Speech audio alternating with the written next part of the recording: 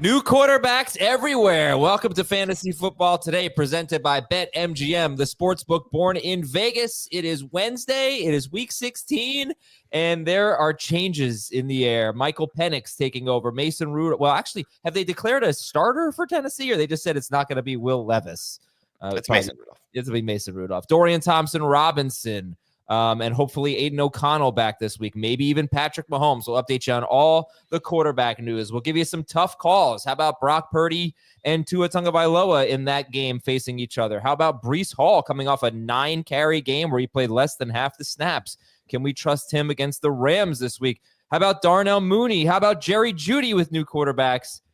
How about Heath Cummings? How are we doing, Heath Cummings? I know you have some mystery tough calls that I'm excited to get to today. Yes, and this was not a bit. It was just Heath forgetting to hit send after he put names in the text chat. So now you don't know who they are. It's going to be fantastic. All right, I'm gonna guess. Okay, I've got one quarterback, 2 wide receivers, 2 running backs, 1 tight end. We can make this a group effort. I think Kyler Murray is your tough call quarterback. Nailed it. Oh, 2 running backs, you said? Yes. Garendo? No. Tyrone Tracy Jr. No. Dave, you're Ryan Robinson. They are on the same team. Rashad White and Bucky Irving. No. Ooh. Oh, Mattison and Abdullah? Mattison and Abdullah. That's a tough call. It's a tough call. It's Yeah. maybe the best matchup in fantasy, and it's entirely game script dependent because Madison's the rushing back. Jacksonville's been bad against both. We don't have any idea who's going to be ahead in this game. If the Raiders are ahead, then I think Madison's probably a low-end RB2. If Jacksonville plays with the lead, then Abdullah's a low-end RB2. Raiders are winning this week. My Raiders are going to win this week. Your tough call wide receivers are Juwan Jennings. Nope.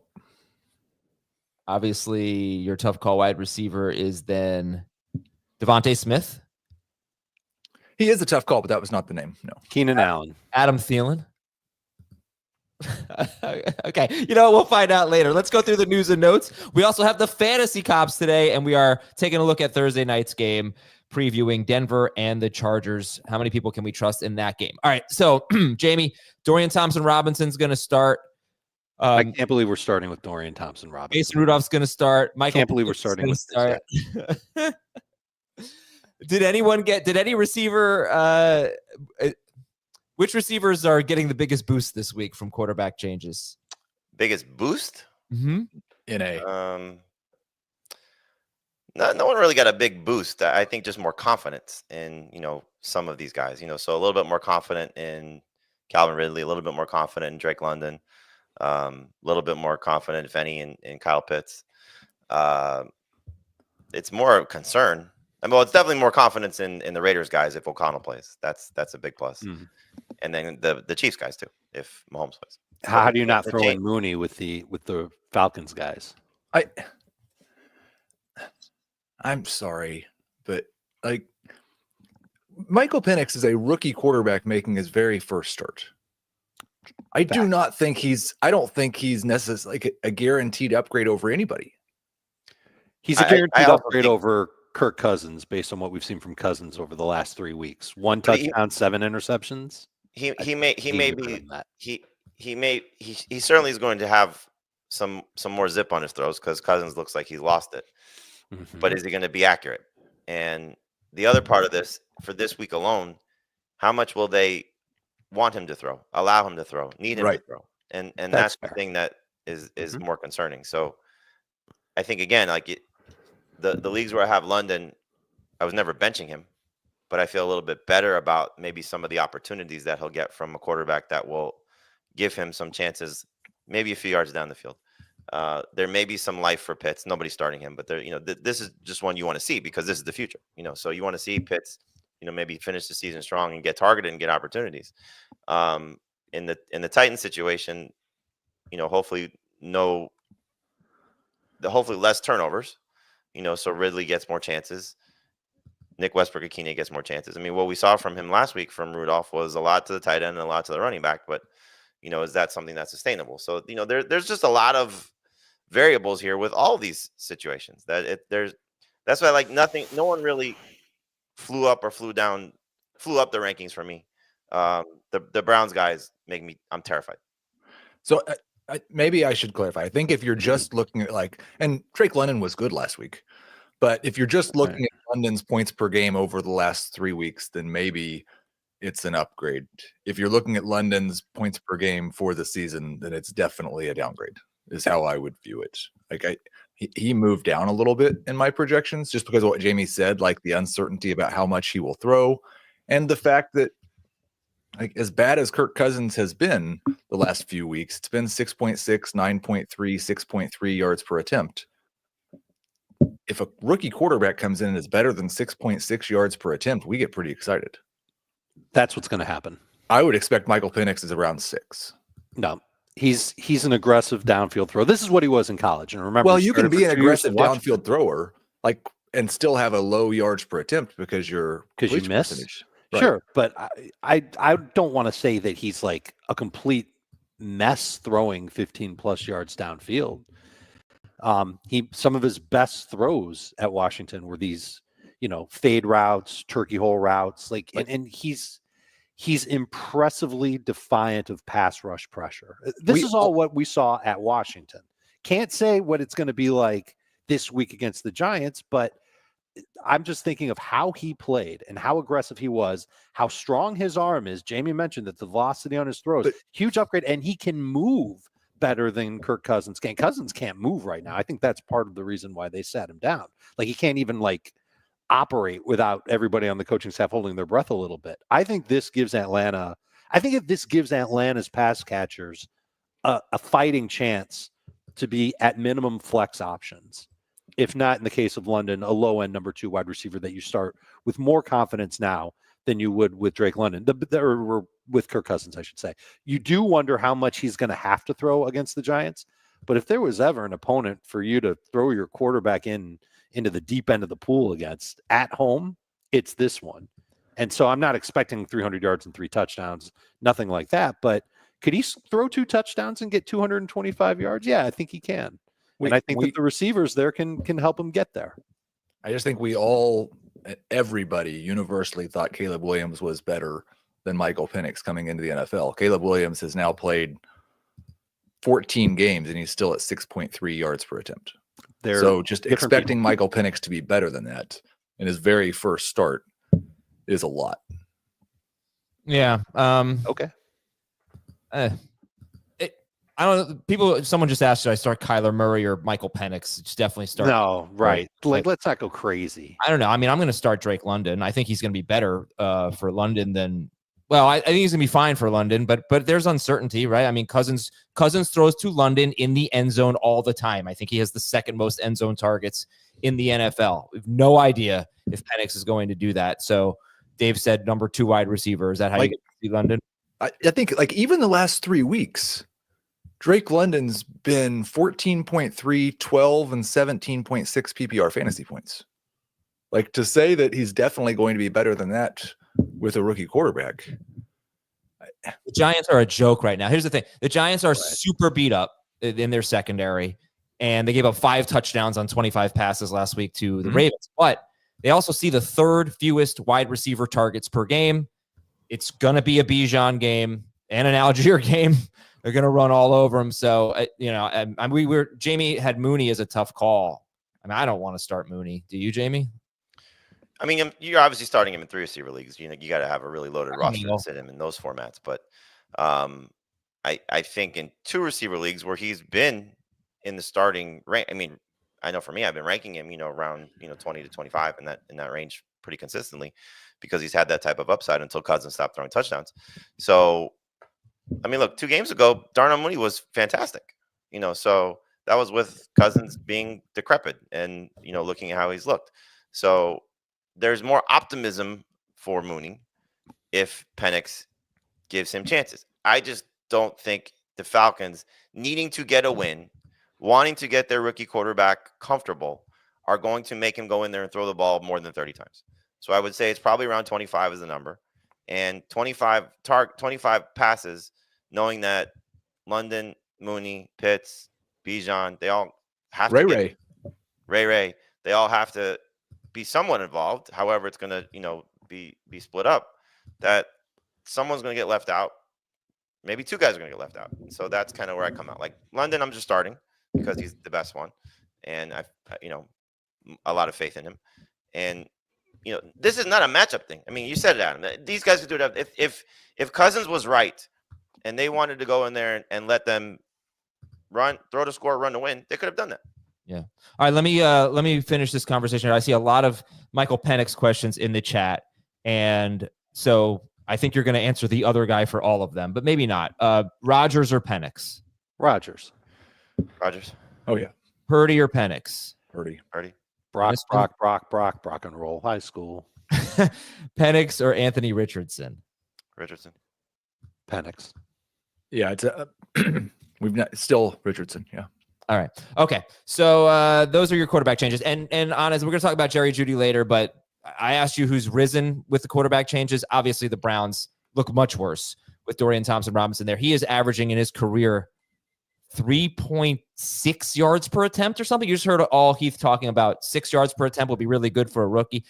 He's like 80% or Daniel Jones is like 80% better than Dorian Thompson-Robinson.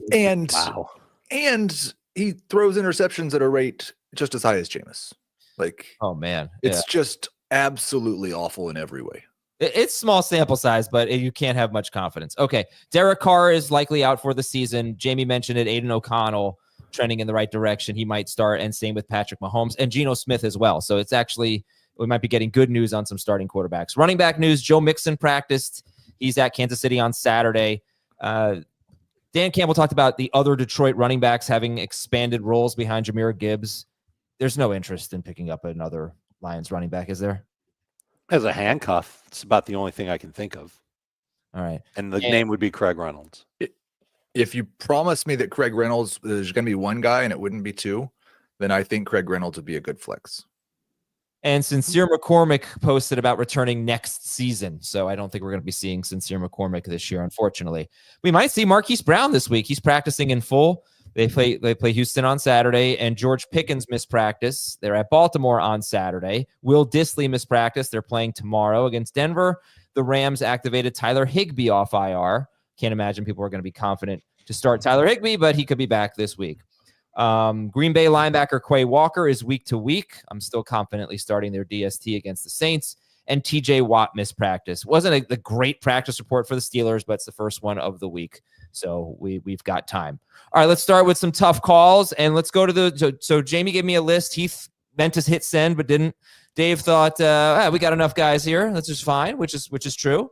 So this is Jamie's list, and we'll get the mystery guys from Heath shortly. But you have two guys in the same game, Jamie. You have Brock Purdy and Tua Tagovailoa this game in Miami.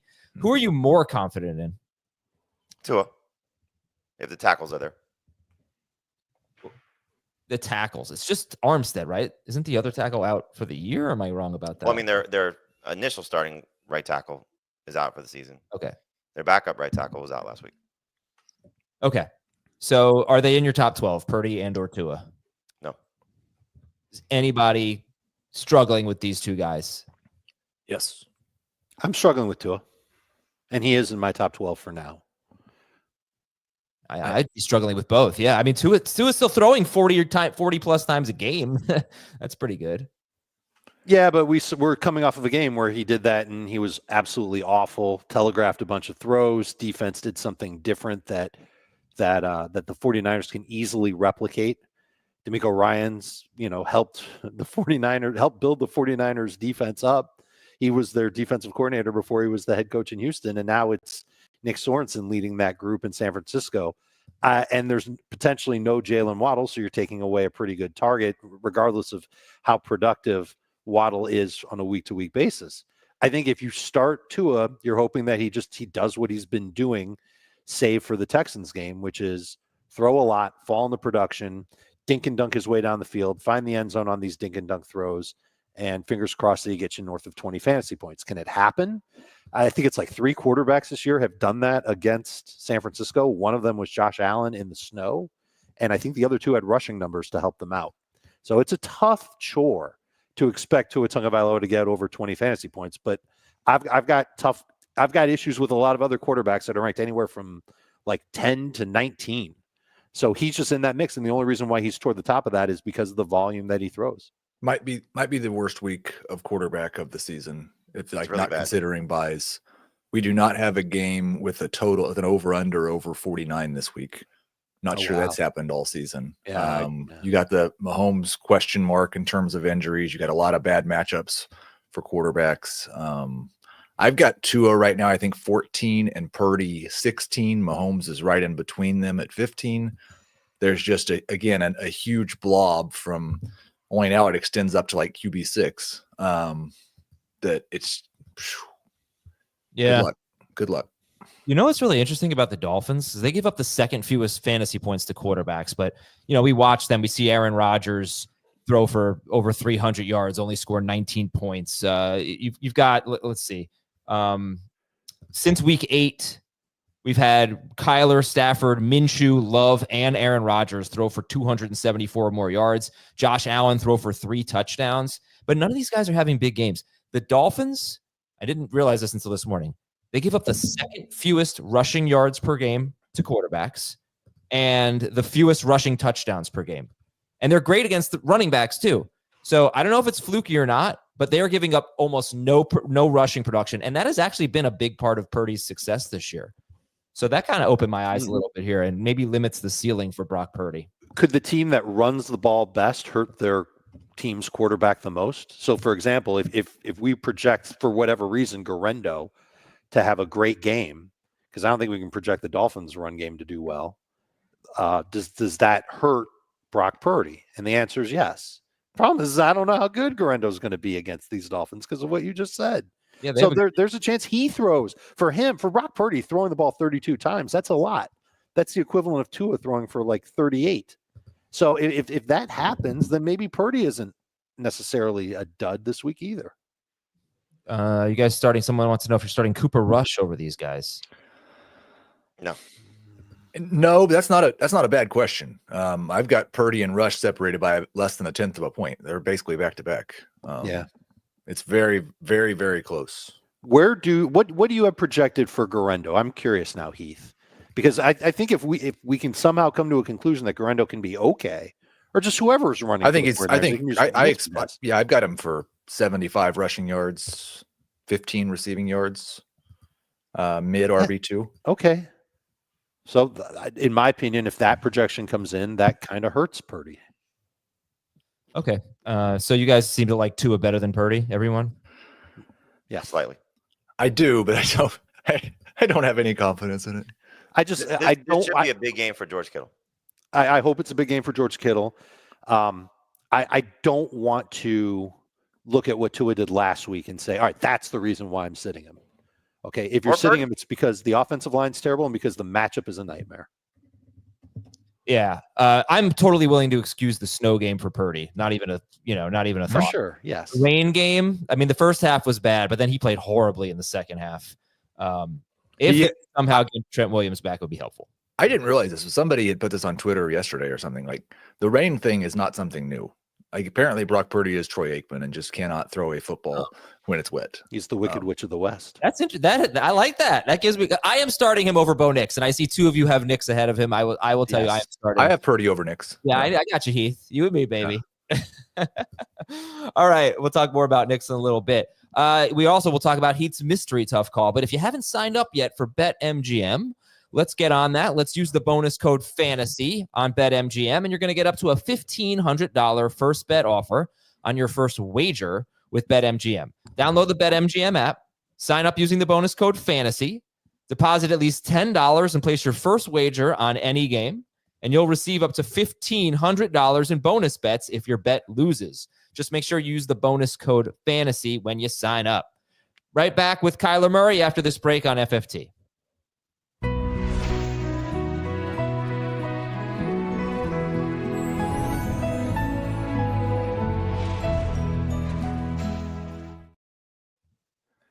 Oh, that was very relaxing. That promo that we little master promo there. Okay, is that was what it was, right? All I heard was the music. I was looking down. It was definitely not A Quiet Place Day 1. It was golfy. All right, Heath, what's tough about Kyler Murray against the Panthers? He's been awful, and the Panthers are the best matchup in fantasy, and you have to decide whether you want to just completely disregard his recent play in favor of the matchup. He just faced what we thought was a fantastic matchup against the New England Patriots, produced 0 touchdowns, 235 combined passing and rushing yards, has only one game in his last 4 with multiple touchdowns, only one game in his last 8 with more than 21 rushing yards. It's been awful. And they might be able to win this game by just handing it to James Conner 30 times. And it kind of seems like that's what the coaching staff wants to do right now. But Carolina's been a fantastic matchup for quarterbacks pretty much all season long. Yeah. Is he ahead of Purdy and Tua? He is. Yep. All right. You know what? Not to shortchange your guy, but let's go. We just got to. It's all right. We'll talk about him. He's short.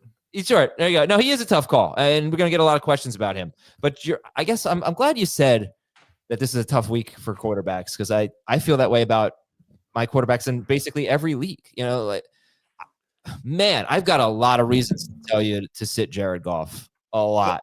I think that's one of the most, like, I'm playing, or I'm not facing him, but Nick in our YOLO league has both Kyler and Goff. And I just can't imagine making that decision this week. Like, you got the guy who just scored 40 points, but he's playing outdoors, and he's not been good outdoors yet this year. Yeah. And Kyler has the best matchup in fantasy, but he hasn't been good in basically a month. It's a fascinating decision. They could both stink, but they can both be great. Like, a conundrum for sure. I'll take Goff. I mean, I know you're not asking me like which one's the right answer or anything like that, but without Montgomery there, maybe that helps him actually throw some touchdowns inside the 10-yard line. Maybe that makes the offense kind of go through him a little bit more because they don't have 2 running backs. It didn't last year. You know, it's not like they don't have another good running back there. They have 1, but they don't have 2. They had 3 games last year without Montgomery. They had 1 game with an 80-something% pass rate. They got blown out by the Ravens and had to throw. The other 2 games, they were at about 51% pass rate, 46% pass rate. Actually, 2 of their lower pass rates of the season last year without Montgomery. And that's what you do against the Bears. You run on the Bears. It just stinks that Goff comes from that performance to this situation. But I actually can't wait to talk about that later in the week. All right, Breece Hall, Jamie, is a tough call for you against the Rams. He played 48% of the snaps. He had 11 touches. Rams run defense has been kind of hit or miss. It was a hit last week. How do you feel about Breece Hall? It's tough. It's tough to bench somebody of his potential because he has the opportunity to go off on any given week when he's right, but I just don't think he's right. I mean, we had the knee injury that there was some talk about maybe shutting him down. He didn't practice all last week. So I'm sure they were just monitoring his touches and, being cautious about it. Now they're down potentially Braylon Allen. Do they give him more work? I know Allen was in and out of the lineup last week. And this is a game where there is a very likely chance that they're chasing points, where we haven't seen Breece Hall involved in the passing game for a good portion of the second half of the season. So does this just feel like an absolute pitfall for him where he's not getting the touches that he needs to be successful? So I don't like the Jets in this spot as a whole. I mean, you're still starting the receivers. I think Aaron Rodgers is going to have a big step back this week. And Breece Hall, I don't think is going to have a big game. How do you feel about the running backs this week? Is it kind of like the quarterbacks? Because if we're not ranking Kamara, we're not ranking Montgomery. Maybe some other names are out. Some guys are getting pushed up that would normally not be top 24 running backs. And I think that Breece Hall might be one of those guys that's kind of getting pushed up. I would start Jerome Ford over Breece Hall this week. I currently would.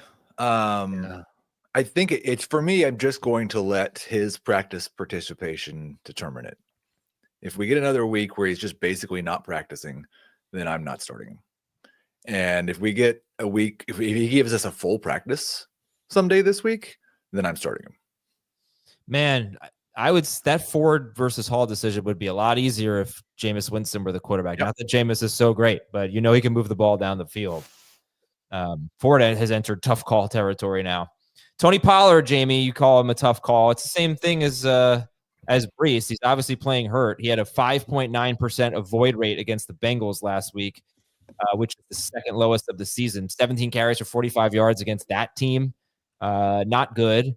And I mean, it's just an injury thing. And Tony Pollard, how do you feel about him at Indianapolis? Compare him to Breece Hall. I feel better about him than I do Breece Hall. A lot of it based on what game script could be, because I don't think that they're getting boat raced by the Colts like they, has been a problem for Pollard when they're chasing points. So I think Pollard's still a number 2 running back. If I had to make the choice, I would start him over Breece Hall. There is clearly the concern, though, if they are chasing points, then we may not see him very much, because that's been where Tyjae Spears, when he's been healthy, takes on a bigger role. So if Pollard practices in full, similar, I agree with Heath about Breece Hall. If he practices in full, no issues this week, then I'll probably move him up a few spots. But this was a guy that I thought would be a top 10 running back last week based on the matchup against the Bengals. And clearly he's not 100%. And, the score didn't help. Who are your mystery tough calls, Heath, at running back? So at the running back position, I already told you, so it's not really a mystery, but it remains a mystery to you because you don't listen. No, it's Alexander Mattison and Ameer Abdullah, Sincere McCormick, likely out for the year. And I think I think a Raiders running back is going to be a top 24 running back this week. Yeah. I currently have Mattison ranked higher. I think Dave and Jamie maybe both have Abdullah ranked higher. Abdullah is not going to do much in the running game, but if they get into a hurry up situation where they're chasing points in this, even before halftime or definitely in the fourth quarter, then Abdullah might have a 5-catch quarter. And so that's kind of what it comes down to. This Jags team is awful. The Raiders team is not much better. Neither one of these teams should want to win the game. But I think if Aiden O'Connell is coming back, that tells you the Raiders are probably playing to win the game. I think the Raiders probably will win the game. And then I think Madison's probably the better player. When we were talking about it yesterday with the assumption, at least my assumption, that Ritter was playing, I liked Abdullah not significantly better than Mattison, but better than Mattison, just because we did not see Ritter challenge down the field very much on Monday night. And that would benefit Ameer Abdullah, no matter the score. Now, if O'Connell does play, that makes it a little bit easier to trust Mattison. To Heath's point about them trying to win. Plus, you have a quarterback that will challenge down the field. So the non-hurry up throws to, the scripted throws to the running back won't be the same. So Ritter will lean on Abdullah more. I think O'Connell won't have to, because he's going to be a little bit more aggressive. So it should help Mattison if O'Connell's there. And just to put a finishing point on this, I'm checking out how O'Connell does against man, against zone. We know the Jaguars have been playing heavy man coverage all season long. His quarterback rating against man coverage is 126.7. Against zone, it's 79.5. Completion rate is about the same. Yards per attempt is a yard higher against man. His ADOT is about the same. His off-target rate is about the same. His touchdown rate is 12% against man coverage. And so if he's going to throw well against man-to-man, that I think that absolutely hurts Abdullah because of what Jamie just said. O'Connell looks this way when he throws. He doesn't go to the side like Ritter does and check down to his running backs. So that hurts Abdullah. That helps Mattison. If they build a lead that way, that also helps Mattison. My dog is freaking out. He's trying to get into my lap. And I will I think I'm going to change my rankings. And I think Madison's probably the guy who should be ahead. So Mattison or Najee Harris from the chat? Mattison. I kind of get it with Mattison. I probably go Mattison, but it's so tough to trust. Madison had a stretch where he was the starting running back. They kind of phased out Zamir White, and he really wasn't that bad. He didn't run that well or anything, but he was a useful player, and he caught some passes: 2 catches, 5 catches, 3 catches, 5 passes. That's going to be part of his game, even on first and second down. So I don't think Mattison was available in a single league that I'm still in, maybe one. And I wish I could have gotten him because I'm in dire straits at running back. So he's not that bad. Mattison or Breece Hall or Abdullah or Breece Hall this week. Not there yet. Breece Hall. Right. For me, it's going to be determined by Breece Hall's practice. If he goes a week without practicing at all, I'm starting Mattison over Breece Hall. Okay. Tony Pollard might also go a week without practicing at all. I mean, he did that last week, and he re-injured his ankle. Do not drop Tajay Spears. It could, this could be the week. I keep saying that, but it could happen. Let's see if we have any wide receivers. We talked about Darnell Mooney. How about Jerry Jeudy? Jamie, what do you think about Jerry Jeudy? He's been awesome. And now there's a lot of risk because the quarterback play is not going to be the same, and so this is clearly not a matchup thing. The Bengals are, one of the best matchups you can find. This is all about, will he get the targets? Will he get quality targets? Will he, lose some opportunities if both David Njoku and Cedric Tillman return from injury on top of it? So there are a lot of things at play here that could impact Jerry Jeudy, so for a guy that was, becoming a set it and forget it receiver, I think he's a borderline number 2 receiver, still a starter in 3 receiver leagues because there's still the opportunity for him to do something with whatever opportunities, whatever targets he gets, whatever catches he makes out of them. But I mean, this is a total downgrade, so top 10 guy for the last month, now barely top 24 guy. I bet he's a top 3 receiver. I'm gonna see when he broke out. I'm just saying, week 8's when you start. Week 8 is when Jameis took over, and I'd be a top 3 receiver. Well, it's also when Cooper was traded to. I'm gonna look just for my own curiosity. I've got it right here. Jerry Jeudy since week 8 is wide receiver 5 overall, and wide receiver 3 per game. Man, Darnell Mooney or Jerry Jeudy? Jeudy for now. Drake London or Jerry Jeudy? That's not close. Drake. I'll go London, but they're both number 2s for me. They are. Jamison Williams or Jerry Jeudy? Still Jeudy. Okay. If it was indoors, it'd be Jamison. Okay. All right. I'm going to skip the tight end tough calls, and we got Heat's mystery tough call wide receiver. Tyreek Hill. Ooh, I never would have gotten that. Okay. You just look at what he's been this year. If we're concerned about Tua, and particularly if the tackles are not there and Tua can't throw downfield, then I'm just not sure that Tyreek can get the ball as far downfield as he needs to be a must-start wide receiver. Well, he hasn't been doing a lot of that all year. He should get a lot of volume. He hasn't been performing like a must-start wide receiver all year. That's very fair. He should get a lot of volume without Waddle there, though. Agreed. Yeah, with this week, with all these quarterback issues, that's got to translate to wide receiver issues too, right? We can't love the passing games this week. I just wonder how you can get away from Tyreek Hill. Then again, there are loaded teams right now that have great players. I think it depends. You never want to say when a guy is not even 31 yet that this has anything to do with age. But Jamie has been the ageist at wide receiver all season long. Worked out well last week. I mean, Keenan Allen and Mike. Tyreek Hill yards per route run is like 1.7 this year. It's never been below 2.1. His yards per target is the lowest it's been since his rookie season. His yards per reception is the second lowest it's been since his rookie season. It's not just that he's not getting the volume that you would like. It's that he's not making the same big plays. And the ADOT, we talked about how Tua doesn't have time to throw downfield. His ADOT's actually higher than it was last year. Really? Do you have his numbers with just Tua throwing to him? Because I'm guessing you're looking at something cumulative. I am looking at something cumulative, but it was 4 games, so that was really bad. But it's not like I'm on it. Tyreek's been good since Tua came back. No, you're absolutely right. The numbers, the rates. We showed some screenshots on Monday's Beyond the Box Score. 2 plays where Tyreek Hill is wide open for a touchdown. He has destroyed his defender, Derek Stingley once, a linebacker a second time, and Tua Tagovailoa is not under pressure on either circumstance. And he has, in one of them, he checks down, and the other one, he has already checked down before Tua, just before Tua got open. So he threw to a running back on both of those plays. If he had held the ball for a half a second and just looked, my takeaway just from watching Tyreek Hill, he still got it. He is so fast. He still looks great, but they never throw the ball downfield to him. And I pretty much mean never. I can't remember the last time they took a deep shot to Tyreek Hill. If it's happened, it's so rare. So that's killing his rate stats and all that.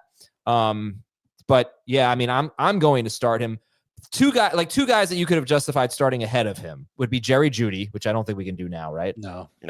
And I would say Juwan Jennings you could have justified, and that's a tough call for me this week. I don't know how you feel about that whole game is a tough call, basically. It is. Except for Achane, but and John and Kittle. There are pieces of that game. I shouldn't have said that whole game. There are pieces of that game that are a tough call. Yeah, it's like Juwan Jennings or Tyreek Hill. Who'd you go with? Jennings for me. I think Jennings in full PPR is the safer play. Yeah, good call by Henry. The last play of the game was a deep shot to Tyreek that was intercepted. It was deep. It wasn't super deep, but yes, it was intercepted by Stingley. It's all in line with the Dolphins' philosophy. I would tend to agree with you, Adam, that it's not a Tyreek is getting old thing. It's the Dolphins' offense is Tua's got to get the ball out quick, and that's the story for that offense. I'm sorry, Heath, go ahead. No, that's also a problem because his yak is the lowest of his career. Yeah, he's doing less after the catch. Also, what do you have it at? 3.9. Okay, and it's 4.2 with Tua. So the numbers that you said earlier, probably right about where he's at all year with Tua anyway. It's a down year. What's Drake London's, just out of curiosity? 2 points. Drake London doesn't. It's a potato chip. Yeah, right. It's like 4 on one play.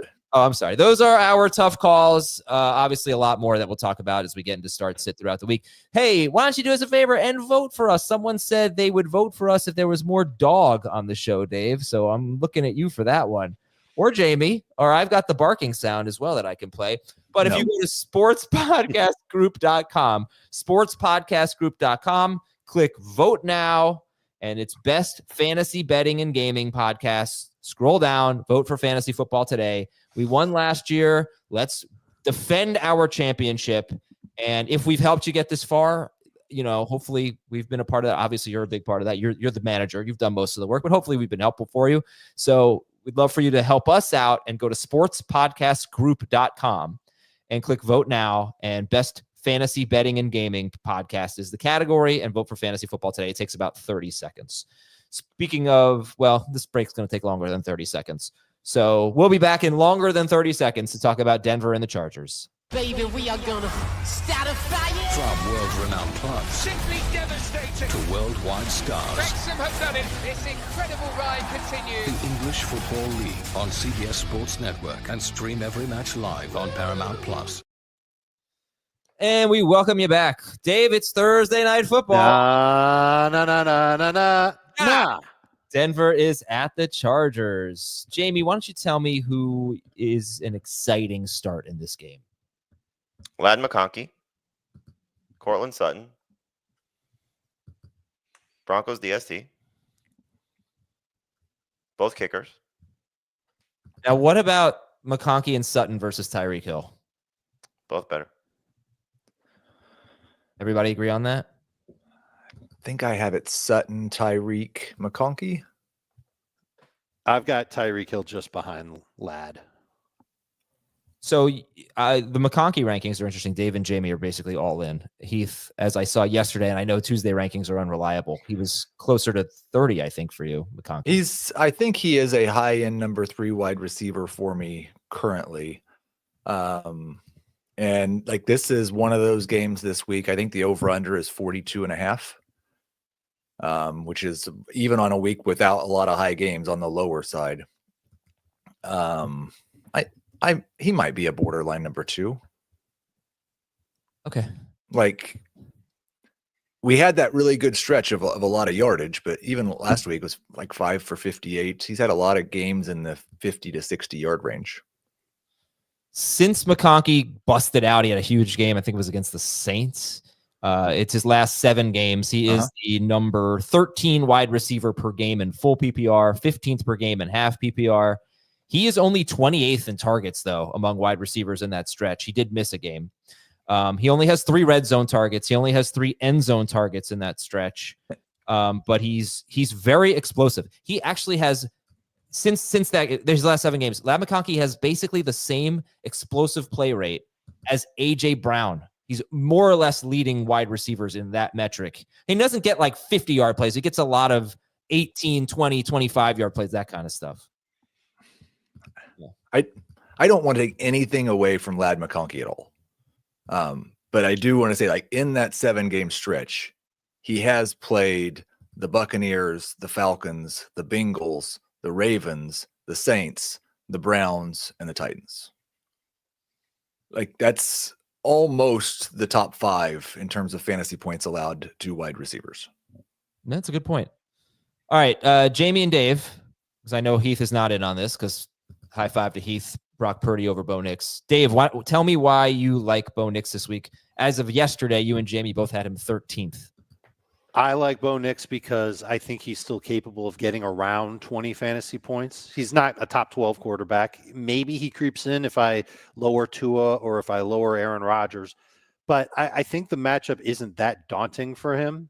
Last week, he made some terrible throws that were intercepted, but he also threw 3 touchdowns. He's got good command of the offense. I don't think the Broncos can run the ball worth a dang. He's going to throw the ball at least 30 times, maybe in the neighborhood of 35 times. Broncos playoff hopes ride with him. And the truth is that as what he's coached to do, being a short and intermediate area passer, he's generally been great at that this year. The last 2 games, the one before the bye, the one after, 5 interceptions. Yeah, that's some evidence that things could be wonky, but it's self-inflicted. And I think he can fix that. And I think Sean Payton can fix that. And this isn't the worst matchup in the world for him to fix that against. So I wouldn't mind starting Bo Nix. I do not have high expectations. Like I said, around 20 fantasy points. Okay. Anybody want to add anything? I think the Chargers are falling apart a little bit. Yeah, They are offensively. Fraudulent defense. Remember how good they were before they started playing good offenses? Yeah. Killed now. They're just Jekyll and Hyde. Like, they gave up 35 points to Baker last week. They gave up 16 points combined to Mahomes and Cousins the 2 weeks before. Yeah, those are 2 crappy quarterbacks. Yeah. Like, they've had a lot of really good games and a lot of really bad games. Yeah, 23 or more to 4 of the last 6 quarterbacks that they've faced. I really want to see the Bengals get in the playoffs, and the easiest path for them to get in the playoffs is for Denver to lose because the Chargers schedule is so easy. Yeah. So this is the game that it hinges on. All right. So Jamie's rooting for the Chargers, and the running backs. I'm rooting for the Bengals. I don't care. I mean, I honestly, I'd rather see the Chargers get knocked out because to me they're very boring. But they are boring. The easiest path though is for the Broncos to lose out. And it could be trouble. Like if the Bengals playoff chances are gone after this week, how many of those guys play in week 17? All right. So in week 7, The Bengals? they'll play. No, who? I mean, they're trying to chase the Triple Crown. I would be shocked if they don't play. We'll see. I know that Burrow's got an outside shot at 5,000 yards. Back to this. Bo Nix or Sam Darnold? Question. Darnold. Oh, yeah, Darnold. Yeah. All right. Javonte Williams. 6 games with double-digit carries. 6 games with double-digit carries. 9.2 or more PPR fantasy points in every game. Usually not great, but that's a floor. I don't know that he will get that. Estime out-snapped him in the 4th quarter, and McLaughlin got hurt in the 3rd quarter. But is there a single running back that anyone can trust in this game? No. Javonte would be at the top, although there are rumblings in the Denver media that it's Audric Estime's time. Okay. Well, McLaughlin went from not practicing, in the estimated report to limited yesterday. So we'll see what his final. Oh, that would be good if he's back. And then how do we feel about the Chargers passing game other than McConkey? Any case for Herbert, and then Quentin Johnston. I mean, caught another touchdown last week and had 10 targets. And then you got Stone Smart, who looked pretty good and had 50 yards in 2 straight games. One of those games, he basically was the starter for the tight end for like half the game. So Heath, your thoughts on those 3 players in particular, Stone Smart, Quentin Johnston, and Justin Herbert? I think I've got Justin Herbert 19th. I think he's the QB2 like he's been all year. I would say that Quentin Johnston is the quintessential boom bust flex, and he's been a very good boom bust flex because he's boomed plenty for you this year. I'd like it in the semifinals of the fantasy playoffs if I didn't have to start someone like him, but I wouldn't feel too terrible if I did. And Stone Smart's kind of the same thing at tight end. Like I would definitely prefer to stream Brenton Strange, but I would start Stone Smart over Kyle Pitts. I'd start him over Cole Kmet. He's a mid tight end too. So did Patrick Surtain practice again in full yesterday?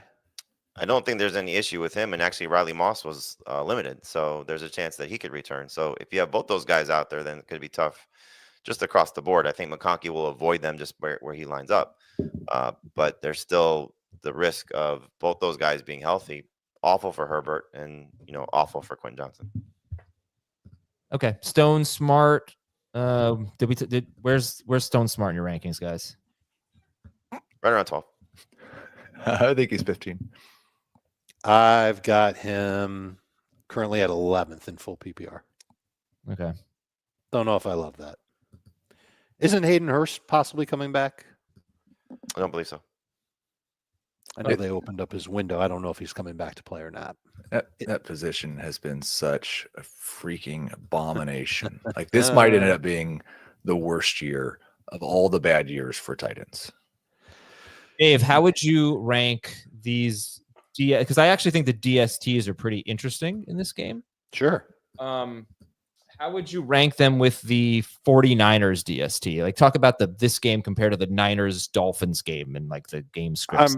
Sure. I'm really going to love Denver's DST if Surtain plays, and it looks like he is. And if Riley Moss comes back and plays, that's on top of their pass rush. Nick Benito's been playing out of his mind. He's making a late push for Defensive Player of the Year. This is a DST I'm going to have a hard time saying. I'm going to have to make the choice between them and Atlanta in a bunch of my leagues. And those are both two DSTs that have been playing great. So they're a must. I've got the Chargers way down and the 49ers a borderline starting option. Like the 49ers Dolphins game, is that a high scoring? No, I'm starting to think that it's not going to be. Oh, sorry. But that's the game of the week. Yeah. It's a terrible slate this week. But the Niners and the Dolphins. Two non-playoff teams? Really? Hey, I don't care about the standings. I just want the best game. And I looked at I did not listen to a single thing you guys did. I was trying to figure out the game of the week. Eagles Commanders? No? The Eagles are going to crush the Commanders. Steelers Ravens is going to be boring. It's going to be 14 points scored. But you like that, though. I don't necessarily like that. I like competitive. You don't know who's going to win. Edge of your seat games. Steelers Ravens might be that. So there is a game that has only a 3.5 point spread and the highest over under on the entire weekend slate. Is it Raiders Jaguars? No. Jets Rams. No. Tampa Bay Dallas. I was thinking about that one. Tampa Bay Dallas. Yeah, I was thinking about that one. I was like, this is the worst you've ever done. And I can't. Well, the Freudian slip with the buzzer should have told you all you needed to know. Yeah, I know. I hit the buzzer. Was oh man, I screwed up. But you know what? I won't screw up the next sound we play. You know what? Though? It's a Friday gag, so you got 2 days to make up for it. All right, fine. Get ready, Dave. Just pretend that this conversation. I'll be ready for when we talk about Bucks and Cowboys. And that's the end of Thursday Night Football. Okay, let's do some fantasy cops. It's a callback from Jake. He said, just wanted to give you a follow-up on the FFT Fantasy Cops segment on the waiver wire snafu from earlier this season. As you may remember, I was the manager, Fire Billy Napier is his team name, back in week 6, who repeatedly ad dropped on the waiver wire so that my opponent, Brian Tully, one of our CBS Sports HQ producers, was unable to find a replacement for James Cook on Monday Night Football after he was surprisingly ruled out about an hour and a half before kickoff. I went on to win that matchup by 4 points, which would have been made up by a replacement player off the waiver wire for Cook. We were pretty critical of this, right? Yes. We lambasted. Although the audience was like, they loved what Jake did. Yeah. Oh, you have to remind me, I have to apologize to Jack Capitorno. But anyway, Jake says, since then, I've proceeded to win 7 of my last 9 games to make the finals of our work league. In absolutely cinematic fashion, I am now facing off against Tully in the championship of our league. You couldn't write a script better than this. That is great. This is Tully's revenge. And Jake, thank you for the email, but I will tell you straight up, I'm rooting for Tully. Like, you deserve to lose. So, and apologies to Jack Capitorno. We sullied his good name. Great name. It's not that great of a name. It's a good name. We sullied it though. I sullied it. I thought that he did that add drop thing where he added a tight end, dropped a tight end, added a tight end, dropped a tight end. He just added 3 tight ends and kept them all. He dropped other players. Perfectly legal. Yeah, no, perfectly fine. I guess I saw it and I was like, why would someone add this many tight ends? He must be doing some shenanigans, but he wasn't. So anyway, on me. And next up is from Good Enough to Beat Everyone Twice. He says, Dear tennis star, that's me. Sun God, that's Dave. Basketball dad, I don't know who that is. And rebound coach. Are they both Heath? I think Jamie's basketball dad. Okay. I'm the commissioner of a casual league where my girlfriend managed one of the teams. Oh, boy. So you could relate. No. I'm not the commissioner of that league. After a few weeks, she decided that the frustration of starting 0-3 was too much for her, and she relinquished the team to me.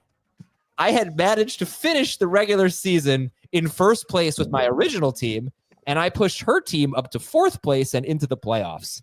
It's a 4-team playoff, so I'm technically playing myself in the first round.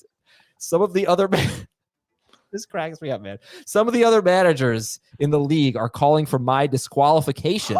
That's weird. Assuming I colluded with myself to get both teams into the playoffs, but I did not make a single transaction between the two teams for the entire season. My original team is 10-5. 4 teams are 8-7, one of them being my second team, my girlfriend's original team, and 4 teams are 7-8. One of the 7 and 8 teams has the highest points total. So should I propose a league vote to remove my second team and replace it with this 7 and 8 team, or guarantee one of my teams a spot in the championship? So everybody in the league knows that you're running your girlfriend's team. Yeah, They're all well aware of this. apparently. They are now, anyway. Well, but if they weren't then, that's a real problem. Yeah. Big time. But if they were, like as soon as the girlfriend quits and he sends a little note out to the league saying, hey, guys, she's quitting, I'm taking over. Is everybody okay with that? If there was no blowback then I think you proceed as normal. Right. If he got out in front of it and said, this is what's happening, is everybody okay with it? And everybody says yes, then there's no griping. But if he didn't do that and now the league is finding out, then I think you've got to disqualify that second team, the girlfriend team. Okay. Put the points leader in. The thing is, like, I feel like you could, in theory, manage 2 teams without any conflict. Like, they kind of can exist separately. I think waiver wire might be. Well, you certainly shouldn't be allowed to trade within the. No, and he didn't. Yeah, make trades. Yeah. And he didn't. But I would be very uncomfortable with this. I would probably. How did this message start? A very casual league, right? Yeah. Like, is this like a family, friends and family and kids, and like we're just playing for fun? Like, I'm not sure it's that big a deal. It really depends. Well, on if other people in the league are calling for him to be disqualified, right? Whatever it was, whatever the penalty is. If he has a solution that works for everybody, then he doesn't seem upset about it. Oh, this is a good point, right? Let the group set her lineup from the chat. Let the group set her lineup so we know he's not rolling over for his 1-seed team. That's interesting, right? Because like if you have both, you want your better team to advance. So I'd probably just let the girlfriend set the lineup this week if I was him. Well, yeah, I don't know, man. This is a tough one. So what's our final solution? I think kick out the 4 seed and put the points leader in, 7 and 8 points leader. Agree. Oh, but that's only if he didn't disclose that he was running the team. Yeah, which really doesn't seem like he did because people are kind of mad about it now. So. Yeah, well, that's some shady stuff. All right, this next one is from Eric from a city north of Mexico, Dave. Let's go with Duluth, Minnesota. We have 2 brothers in our league playing each other in the first round of the playoffs. One of them sat Derrick Henry and Brian Thomas Jr. for Chris Rodriguez and Nick Westbrook-Akine. Everyone in the league has called it out as collusion. When the brothers were asked if they were colluding in the chat, one of them just said, quote, I'm bilingual and don't know what that means. I'm obviously kicking them out of the league next year, but how do I handle it this year? The brother with Henry would have lost regardless, but I don't think the other should be allowed to move on. If I disqualify them, who should replace them in the next round? They're supposed to play the 2nd seed. You don't disqualify him. You just kick him out next year. Yep. Especially if the Henry team was going to lose either way. Yeah, like one of them was going to move on. So what's the collusion? Just getting the better team to advance? One of them was going to lose anyway. I don't know. It's kind of a weird one, but thank you for your fantasy comps. And let's go to some emails to finish the show. Fantasyfootball@cbsi.com. Fantasyfootball@cbsi.com. And yeah, Mr. Papienski wants to send us aviators for this segment for fantasy cops. I would appreciate that. You can send them our way. All right. Jake wants to know if he should start the Colts or the Bills DST or the Falcons this week. Falcons. I'm torn on the Bills and the Falcons. I mean, obviously, the Falcons have the Giants, but it's not like the Bills don't have a great matchup also. The one thing, first off, if you could roster the Colts because they get the Giants next week. So do that. I probably lean toward the Falcons, but the Bills are close. I don't like the Colts that much if Mason Rudolph's starting at quarterback. His sack rate is like a third. No. That's for next week. Right. But he was looking, no, I agree. But I was saying like his question was this week. Yeah, right? Colts are out. I'd start the Bills.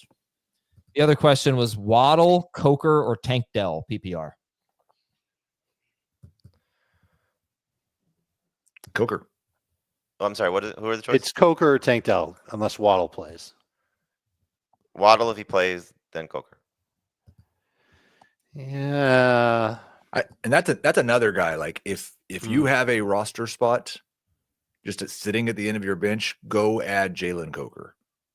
87% snap share, was like a full-time wide receiver in this offense, has multiple boom games over his last 4, and faces Tampa Bay in the fantasy championship. If he gets another game where he scores 15 fantasy points and plays Tampa Bay next week, we're all going to be ranking him as a top 36 wide receiver. Okay. From Devin, start 2 quarterbacks, Kyler, Nix, Darnold, Purdy. Darnold and Kyler. Yep. Start 2 flexes in PPR. Ladd McConkey, Devontae Smith, Aaron Jones, Tony Pollard. Jones and McConkey. Yes, I agree. Yeah.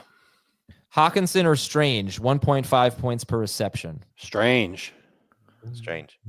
It's Strange, but I think I might be the low guy on Strange. So I just want to, like, Evan Ingram did miss a month earlier this year. And in those 4 games, Brenton Strange had a total of 18 targets. I'm not sure last week is guaranteed to come anywhere close, or this week, to what last week was. That's fair. 100%. But all those earlier games were with a healthy Christian Kirk and a quarterback that's going to throw downfield in Trevor Lawrence. And Gabe Davis. And Gabe Davis. The other tight end, Gabe Davis. I think one of my unofficial bold prediction was that Gabe Davis would lead the team in receive. Would it be better than Brian Thomas? I was looking through our bold predictions just last night. Some really funny stuff. I think mine were good, right? I remembered how mad I got for Dave for one of his bold predictions being that Kyle Pitts is just not that good. That's pretty good. That's pretty good. Well, it was 100% accurate. It just wasn't bold at all. No, he had you owe us lunch, by the way. I owe you lunch? Yeah, Johnson's been better than we get. Oh, yeah. Well, it's not really fair. I mean, it's got to be healthy games. No, you made the bet. Yeah, I owe you lunch. We're not going back to that crap place, though. I'll tell you that. Goff or Love this week from Drew. I don't think Love's going to throw very much again. Yeah, it's Goff. I don't have the confidence that everybody else does, but I'll agree it's Goff. I don't really like either of these guys, but I mean, this feels like a run game and get out of there for the Packers again. Brenton Strange or Tucker Kraft? Strange. I've got Kraft 1 spot higher. Okay, this is from Benson, who is a big-time fan from Melbourne, Australia. And he says, hey, Bont, Dusty, Danger, and Crips. I don't know who that is. Could you say it in regular? No. Bont, Dusty, Danger, and Crips. Yeah, no idea. Michael Penix or Mason Rudolph, 4-point per passing touchdown. Now we're in a Penix range. I would go Rudolph, but it's close. I would too. I think he's shown us enough in, what is it, like 2 starts plus the game he played last week? That his last 2.5 appearances. So the first start that he made for Levis wasn't great. Last 2 starts earlier in the year were very good. And then the half was really good. Yeah, he might be able to get you to 18. I don't know if Penix can get you there. I think Penix can be good. I don't know if he can be like ridiculously good. Nikki Z, Sturgeon County, Canada. Oh, everybody knows what that is. Neighbors, Shakir, and Brian Robinson, half PPR. Rank them. Thomas, Neighbors, Shakir. But there's a giant gap between Thomas. Who's Thomas? Brian Robinson. I thought you said Brian Thomas. You said I like Brian Thomas Robinson too. Yeah, Brian Robinson. That's my Freudian slip of the show. Not Thomas. Neighbors, Shakir, Robinson. That's the order. I will go. You said half PPR, right? PPR, yeah. I'll go Robinson, Neighbors, Shakir. Ooh, Robinson, tough call this week. They're all tough calls, especially in half PPR. Malik Neighbors, like all those catches are only worth half of what they are in full the PPR. Falcons, though. I mean, He's had nothing but good matchups, though. Nothing. He caught a touchdown last week against a cornerback on the Ravens who has been on the team for 3 games, has barely played, was only in for garbage time. I think it was Desmond King, and he smoked him. I don't want to completely lose that. The only touchdown he scored since week 3 was against the guy that never would play, except it was 35-7 or something at the time. Might get you 12 half PPR points. It might get. I mean, the Falcons are horrible, so he might get you more. No, their pass rush has been very good lately, true, and that can obviously impact Tim Boyle throwing to him. Who should I start in week 16? Pick 2 in PPR from Miharo from New Zealand. Oh, I don't know if I can do a New Zealand accent. Maybe something like this. Chuba Hubbard, Isaac Garendo, Jawan Jennings. We need 2 of those 3. Can't anybody write in saying that they're a mime? Give me the names again, please. Jennings and Hubbard. Did you say full PPR? Yeah, PPR. Hubbard, Garendo, Jennings. After last week, don't play both 49ers. Trust me. Jennings and Hubbard, I agree. I agree too. All right, real quick here from JJ. Pick 1. Dobbs, Metcalf, Odunze. Metcalf. I think I said Metcalf. Metcalf if it's Geno. Dobbs if it's not. And from Don, pick 2. Barkley, Achane, Chase Brown, James Conner. Bragger. Barkley and Brown. Yep. Yeah. Okay. Thanks for watching and listening, everybody. We'll talk to you tomorrow on Fantasy Football Today. Good luck. Let's go get a win.